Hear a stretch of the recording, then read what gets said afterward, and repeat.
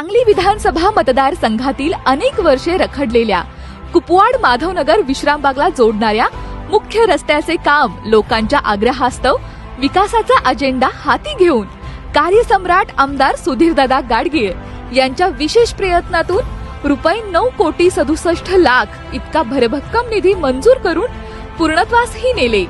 सुमारे 3 किलोमीटर या रस्त्यामुळे सुलभ प्रवासाने अनेक छोट्या मोठ्या उद्योगांना चालना मिळाली। सदर रस्त्याच्या कामामुळे नागरिकांची होणारी गैरसोय नाहीशी झाली आहे।